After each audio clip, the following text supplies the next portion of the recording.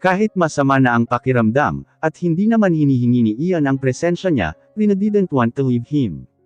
But during times when Olive and Alicia were in the wake, she had to leave. That she almost forgot. Olive. There's still Olive in Ian life. Ito pa rin ang babae sa tabi ng binata, at times like this one. Rina, si Adam iyon na nakita siyang nakasilip kina Ian, Olive at Alicia na kasalukuyang umiistima ng mga nakikiramay. Most were just business partners since Ian maintained his family matters private. Dumating sina Olive at Alicia kanina, habang andun pa siya. Pwede na siyang umalis, pero hindi niya matiis ang pagkakataon na makita si Alicia, kahit hindi niya ito pwedeng lapitan. Hey, mahina at matamlay niyang bati. Bakit andito ka? Magpakita ka kay Alicia, he urged. I'm not sure kung magugustuhan ni Ian, kung basta na lang ako magpapakita kay Eli. He have been waiting for you to do that, Rina. How did you know? Matamlay siyang ngumiti sa kapatid ni Ian. She understood that he was just trying to make her feel better. But certainly, hindi nito alam ang saloobin ng kuya nito. They weren't close to begin with. Kuya told me. Come on, Ian won't tell you that. Hindi ka naniniwala. Kunot noo nitong tanong. Para sabihin ko sa iyo, Rina, okay na kami ni kuya. Close naman kami dati bago mamatay si mama. It's like, binalik namin yung dati, paliwanag nitong inakay siyang maupo muna.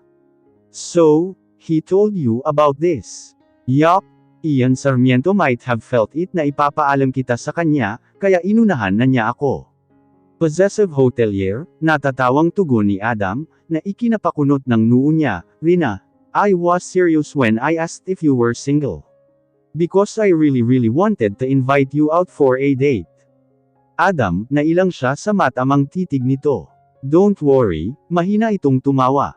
Hindi na ngayon. Ayokong magkasira kami ulit ni kuya. So lahat ng kanya, off limits. As if naman. Everyone keeps telling me the same thing. That Ian likes me. Umiling siya. But honestly, I don't see it. Mula noong makita ko siya ulit, he'd been nothing but a complete ano to me. Lagi siyang galit. I'm dying to see him smile, Adam. You like him, don't you, Rina? You won't believe me if I say no, would you? It's written all over your face, he grinned. Then why can't Ian see it? Because he was hurt, Rina. Ian Sarmiento is a broken man. He wanted real care. He was longing for real love, tugon ni Adam. He was starting to believe that you were the one who could give him that. He let his guard down after putting it up so high, when Dad disowned him. Kaso umalis ka. You shouldn't have done that. You broke him even more. I didn't know, mahina niyang naiusal. So you understand now why he's got walls around him again. Tumungo siya, guilt eating her up. Did she really cause Ian to be broken again? Rina wanted to run and hug Ian so tight, and tell him none of the things she did was intended to break his heart.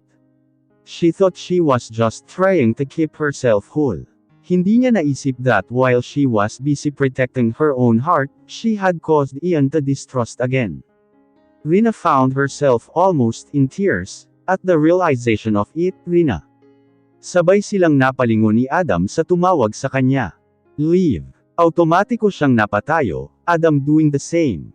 Hindi nila namalayan ang pagdating nito sa silid na kinaroroonan nila. It was too late now to run away and hide. What are you doing here? Naninangkit ang mga mata sa galit na tanong nito, habang lumalapit sa kanya. Clearly, her friend wasn't very happy to see her again. I'm here to. Nagulat siya nang bigla siya nitong sampalin, almost causing her to lose her balance. But Adam was there para alalayan siya. She looked at Olive, her eyes wide in shock.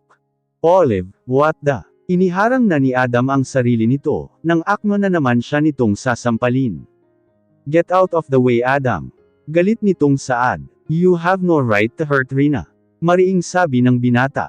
Oh yeah. Nang uuyam si Olive. Liv, humakbang siya palapit sa kaibigan, while telling Adam that she can manage. Please leave us, Adam. Are you sure? Atubili nito. Yes. Just make sure Ian and Eli won't know about this. Okay, labag sa loob ni Adam ang iwan sila, but he obeyed her. Liv, baling niya ulit sa kaibigan. Ano ang hindi mo pa rin naiintindihan, Rina? Why did you come back, even when you know that we are better without you? My daughter doesn't need you. Hindi ako nagpunta para manggulo, Olive, mahinahon niyang saad. Sinungaling. You're here to ruin my family again. Sigaw nito, she was so mad, nawalan na ito ng poise.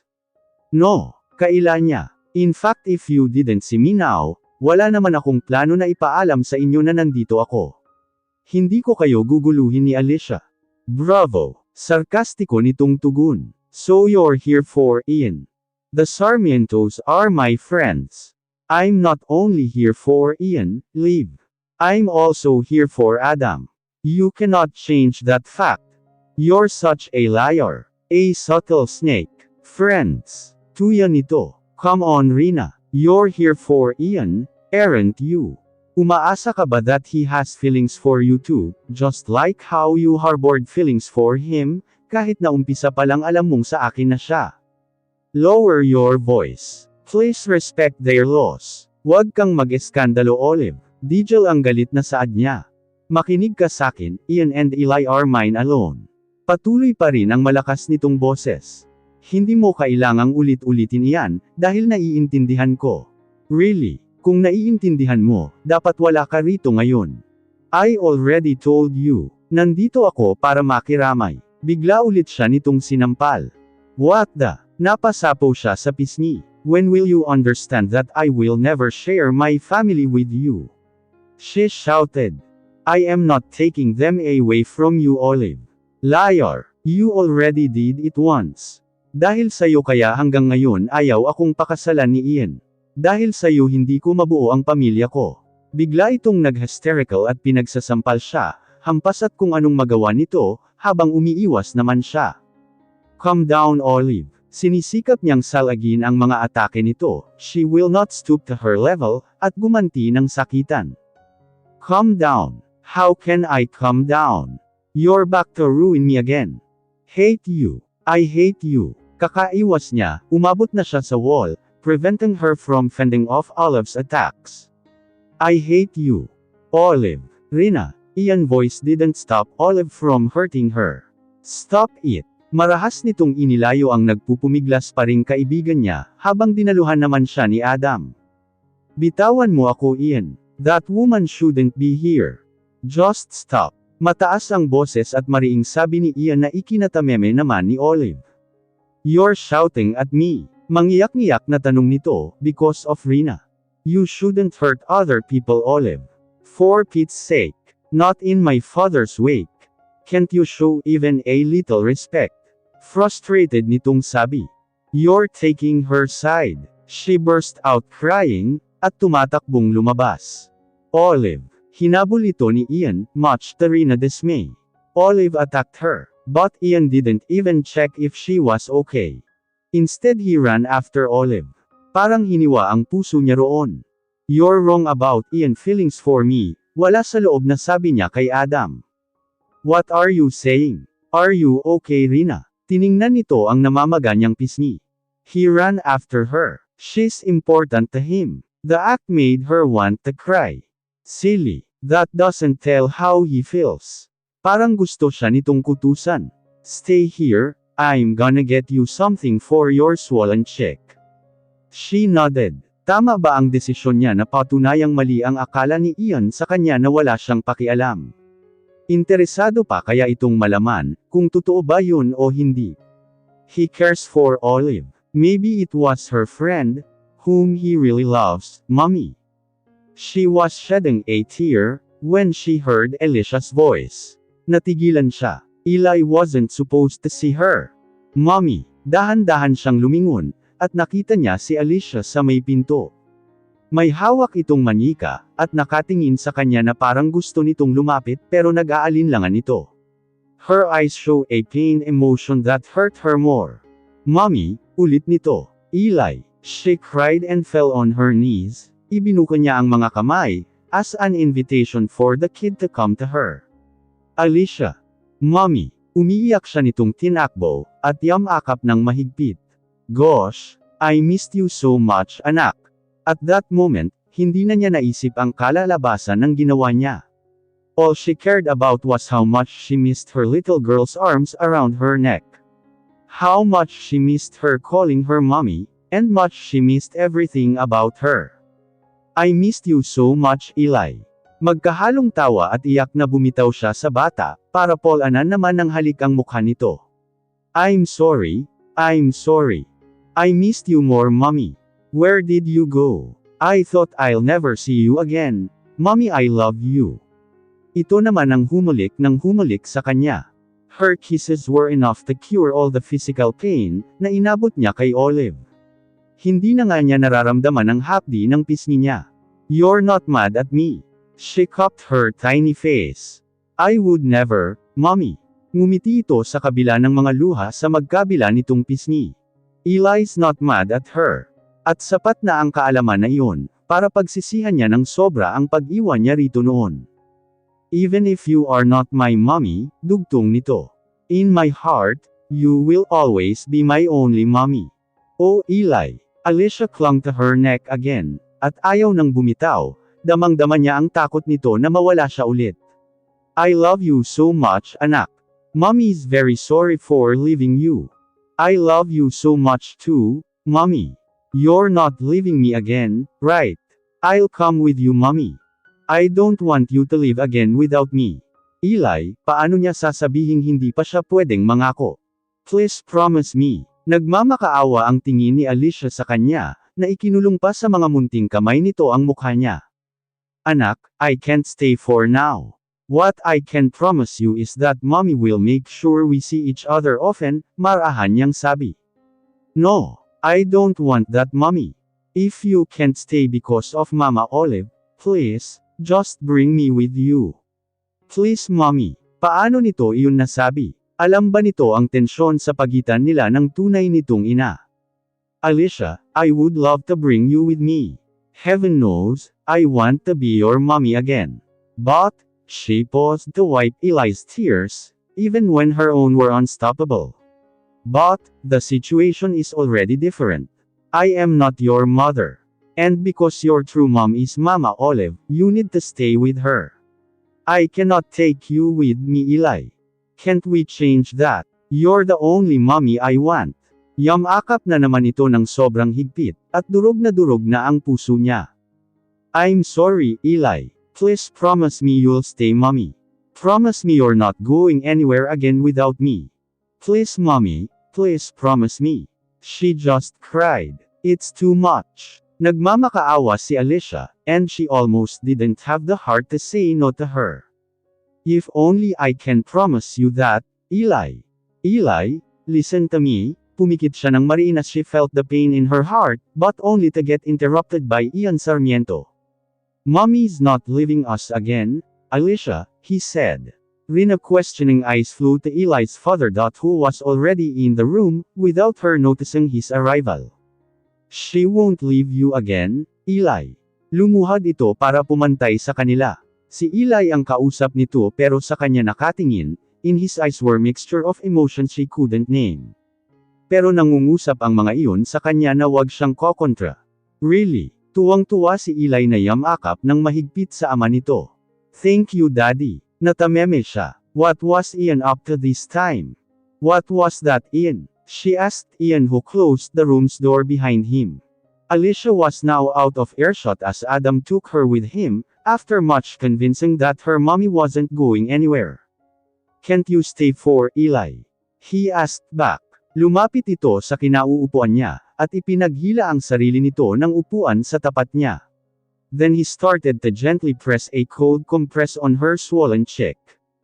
You know that I'd do anything for Alicia? Mabilis ang tibok ng puso, at naiilang sa proximity ni Ian na sagot niya, mas nararamdaman pa nga niya ang kamay nito, kaysa sa yelo na idinadampi-dampi nito sa pisngi niya. Pero ikaw, is it okay with you? What do you think Rina? Inihinto nito ang ginagawa, para salubungin ang mga mata niya. I can't really tell, amin niya. He sighed before pulling away. Please do this for Alicia. I want her to be happy, pakiusap nito. It's not like I can say no. I'm still working for you, diba? I'm obliged to obey you. She smiled faintly. But I really need to know if it's okay with you. I don't want to assume na okay lang tapos in the end, you'll get mad at me for intruding. Bakit hindi na lang nito sabihin gusto rin nitong manatili siya? Because surely if he would just say he wanted her to stay, then she would be more than willing to stay. Rina, Alicia needs you, he continued, still not answering her question. Please don't break her heart again. It's difficult to make her understand why you can't stay. How? I mean I can't bring Eli with me in the hotel, right? Come back home, he said seriously. Come back home, ulit niya sa isip niya, was his home her home? Napakasarap pakinggan nun, that he wanted her in his home again. Are you sure? But Olive, surely she won't consent to this. It's my decision to make, Rina. Mariin nitong sabi. And I promise you, she couldn't lay even a finger on you again, he added as he gently touched her cheek. Pinigil ni Rina ang mapapikit, as his touch sent tiny bolts of electricity throughout her being. Samantalang ang puso naman niya ay naloka na di malaman kung paano titibok sa loob ng dibdib niya. She could almost hear her heartbeat. Ian, Olive is my friend. She's Eli's mother. Your girlfriend. I cannot hurt her feelings by going back to your house. She's your friend. Alright, she's Eli's mom. Certainly she is. But my girlfriend, he smiled sarcastically.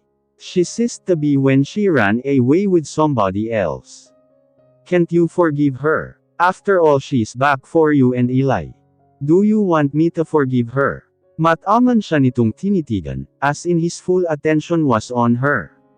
Of course, Ian. That would make her happy. Napalunok siya at parang gusto niyang malunod sa mga titig nito. What about you? Would that make you happy? If you're happy, I'll be happy. That was a matter of fact. She was that selfless. Pero hindi ibig sabihin noon na hindi siya malulungkot ng sobra. She loves Ian. And seeing him happy with somebody else would certainly break her heart. Really, Rina? He moved closer while maintaining his intense gaze. Yes. Then let me tell you this. I don't care if she's back for good. She wants to be part of Eli's life. Fine. I'll give her that. She's her daughter. But, his hand on her cheek made its way down her neck, then gently rested it below her ear, the gentle caress almost making her shiver, to be part of my life again. That's not gonna happen again. Why not? Because I no longer love her, Rina. So, don't think that I'd care if she won't agree with my decision. I want to know, she almost gasped as Ian moved even closer to her. How long do you intend to keep the setup? For as long as I want to. His hand moved to her nape, preventing her head from moving as he continued to draw closer. That is unclear, Ian. Sinisikap niyang idiretso lang ang tingin sa mga mata nito, but she proved that to be difficult, when Ian himself was stealing glances on her lips. Was he going to kiss her? She felt her whole body tensed, as her pulse raced like crazy, making it hard for her to breathe. I'd like to keep it that way, he said, his warm, minty breath fanning her face. So you will have no reason to run away again, he continued, saying each word with emphasis. Ian, thinking straight was a hard task to do when she could already feel the movement of his lips against hers and moving backward wasn't an option.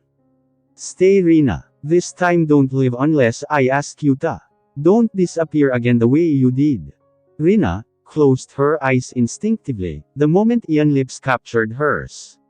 It wasn't like the first when he was angry, and the kiss was like confusing more than anything else. This time, Ian seemed to be taking his sweet time, with the way his mouth moved almost slowly against her mouth. Rina, he said her name before pulling her closer to intensify the kiss. He cupped her face with his both hands, then slid one onto her back, keeping her pressed against his body. His mouth eagerly demanding access. He took that as a cue to invade her mouth, and Rina thought she would run out of air as her whole body burned, with the foreign sensation brought about by Ian's kiss. They kissed almost hungrily, that when Ian pulled away, his eyes were already dark of desire. "Rina," he said between unstable breathing, idinikit nito ang noo nito sa noo niya, while his hands were back holding her face. "You're hot." Halitong tanong niya. "Ano raw?" "Hot. You're hot." "Fever?" Idinampi nito ang likod ng palad nito sa noo niya, his eyes flashed real concern in them. "Are you sick?" "No." She suddenly felt dizzy, as she struggled to see him eye to eye. Mainit nga ang pakiramdam niya, but she wasn't sure if dahil nga iyon sa may lagnat daw siya, o dahil sa halikan nila kanina lang. "You're sick, Rina," he said, muttering a curse under his breath. "You got it from me. But it was the other day pa. I couldn't have gotten it from you." Yun pa dapat ang sasabihin niya, pero mabilis siya nitong hinalikan sa labi, para isara ang bibig niya bago walang pasabi na pinangko siya nito, again, that bridal style, iyan anis niya. Siguro nga may sakit siya. Because all of a sudden wala siyang lakas na magprotesta para ibaba siya nito. He didn't say a word again. But the way he carried her out of the room, was with utmost care, and that was enough for Rina to feel better. She closed her eyes with a little bit of smile on her lips.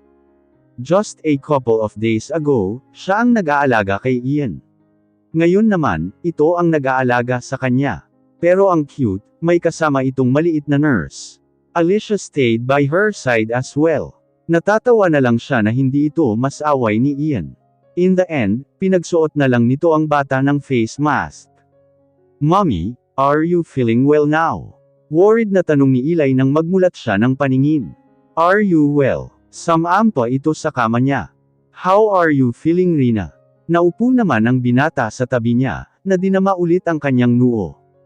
"I'm fine." She managed a smile. Ang totoo, kahit hindi pa siya okay, sobrang okay na sa pakiramdam niya, na makita ang dalawa na nasa tabi niya. "Thank you." Iniikot niya ang paningin, at napagtanto niya na nasa kwarto niya siya sa bahay ni Ian. "Welcome back." Napansin ni Ian ang reaksyon niya. He continued with a smile, his first genuine smile since Rina saw him again. "I'm super okay na," she thought. At last, Ian smiling again. She missed his smile so much. "I'm so happy, mommy." Yamakap sa kanya si Eli. Ginantihan niya ito ng yakap, gamit ang isang kamay niya, dahil yung isa, hawak ni Ian. She looked at him and found him watching her and Eli. Their eyes met and he smiled again, while she had to avert her gaze at once. The memory of their kiss sending pink colors on her cheeks. "I'm going back to the wake," Ian said. "Be back tomorrow after Dad's cremation." He bent and kissed Eli's cheek first, before kissing her as well sa lips. It was a quick kiss, but still a kiss nonetheless. At sa harap ni Alicia. "Have a rest." Before she knew it, Ian was already out of the room, while Eli was looking at her with a big grin on her face. "Mommy, Daddy loves you more than Mama," sabi nito while she struggled to keep herself relaxed. "What made you say that, Eli?" Bumangon siya ng kaunti, at sumandal sa headboard ng kama. "Because I've never seen him kiss her," tugon nito na sumandal sa kanya. "Anak, it wasn't like that," sabi niyang nangangapa ng sasabihin. "Is Daddy going to marry you? And then you're going to be my mommy for like forever?" Humarap ito sa kanya, and looked at her with hopeful eyes. "I would love to be your mommy forever," she answered, ignoring her first question.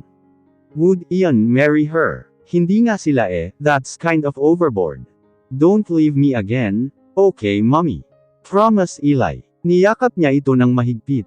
Maganda na ang pakiramdam niya. Sino ba naman ang hindi gagaling agad, kung nayakap ka na ng anak mo, may halik ka pa galing naman sa mahal mo. Rina felt blessed na kahit hindi siya miyembro ng pamilya nina Ian at Alicia, nagkakaroon pa rin siya ng mga ganitong pagkakataon, na makasama ang dalawa. Those moments she knew were borrowed would surely be kept in her heart forever. She didn't leave her room. Si Alicia, sa tabi rin niya natulog. Natatakot pa kasi siyang magkaroon ng konfrontasyon kay Olive. Although kung andun ito ay malamang sinugod na siya nito. So baka wala roon ang kaibigan niya. Last night, bago sila matulog, tumawag pa si Ian para kumustahin siya, at i-remind na mag-take ng gamot. He was sweet and thoughtful. Na-overwhelm si Rina, at the same time, nako-confuse. Wala naman kasi itong sinasabi tungkol sa nararamdaman nito, para sa kanya. Pero pwede naman niya iyong palampasin. She can wait. Hindi naman siya aalis. He told her not to leave, didn't he? So she probably have enough time to wait till he would finally tell her he loves her. Yes, Daddy. Mommy and I had breakfast in bed. She's feeling better.